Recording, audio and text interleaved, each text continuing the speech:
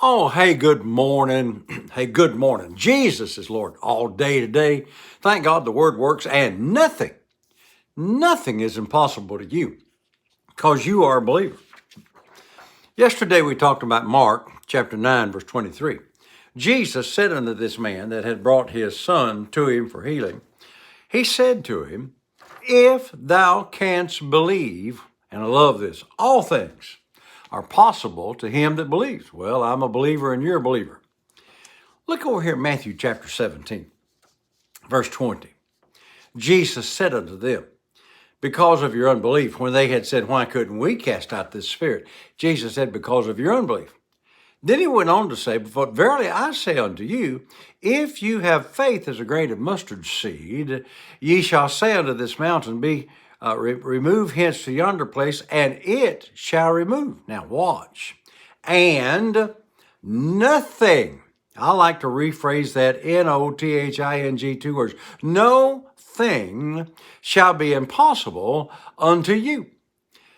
Everything is in the realm of possibility for the believer, and you are a believer, so therefore anything you want or desire or would like to see changed can be changed. You know, the doctor may have said you've got a disease that's incurable. Take this medicine for the rest of your life and it's going to be all right. No. I don't want to take medicine for the rest of my life. I've been taking a couple of pills a day for probably 25 years. I'm tired of it. I want to just get through with it and be divinely healed. No thing. Somebody says, yeah, but your body's used to that medicine. Well, my body can get unused to it because the medicine of the Word of God is stronger than the medicine that the doctor prescribed, 25 years ago. The deal is no thing is impossible to him that's a believer, and I'm a believer. I told you how back in the 70s and 80s we were going to those meetings where they were talking about you can just buy an airplane. We did. You can buy a new car, and we did. You can get new clothes, and we did.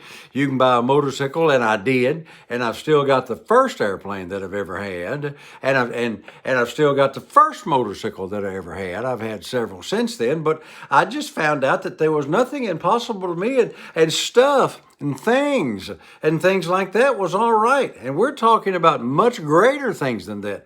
In fact, Jesus made a statement. I read it one time.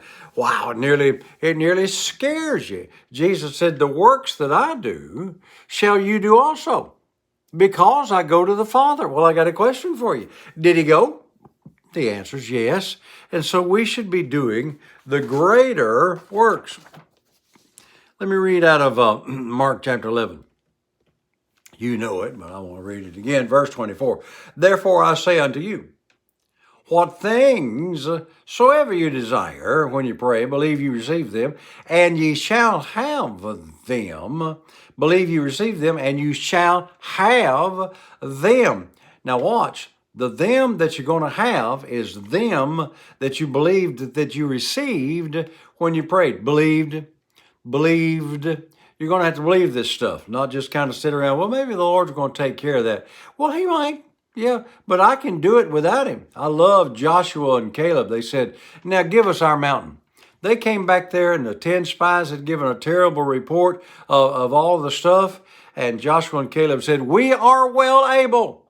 Let us go up at once and possess it, because me and God are the majority. See, now we're not talking about doing all this stuff on our own, but with God, all things are possible. But we're not without him.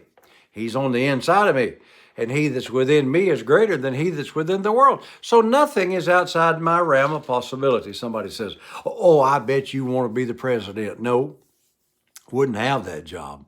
I think I could change some things, but I'm not believing for it either. So you don't have to be concerned about seeing me run for it and not wanting it. Don't want to be a politician of any kind. I love to preach the word. The point I'm making, though, on that is if that's what you believed, that you received when you prayed, yeah. And I certainly believe that Christians ought to be politicians if that's what God's called them to do, and win big and change things. I'm praying for you if you decide to do that. But I'm talking about believing for your healing and walking in divine health so you don't have to be sick no more. Or I'm talking about having enough money to buy gas to get to the grocery store. In fact, yesterday on the way home, Pat was reminding me that we had an appointment this morning. She has an appointment this morning, I think at 10 o'clock. And so I said, well, I'll tell you what I'll do. We'll go out to breakfast and I'll take you down there and sit in the car. I usually do that and just take a nap while you in there. And I got to thinking, I got to have 20 bucks for breakfast and I got to have 20 bucks for gas because we're going to drive about an hour each way. And I didn't have it, but you know what? My faith can provide it. And I believed that I received 50 bucks. And just within an hour, I had 50 bucks in my pocket because this stuff works. So we're talking about nothing is impossible to him that believes. Jesus said in Matthew chapter 9, verse 29, when he touched, thou touched me there, I say, according to your faith, talking to the two blind men there, according to your faith, according to your faith, be it unto you. So I want to say this to you today. Believe God for big things. Believe God. Don't just sit around hoping God gets you out of that mess. Believe God. Get yourself out of that mess with your faith, because all things are possible to you that believes. Actually, nothing is impossible to you because you're a believer, and I can do all things through Christ, which strengthens me. That means me and God together can do it. Gotta go. Have a great day, and remember all day, Jesus is Lord. And as always, thank God the Word works.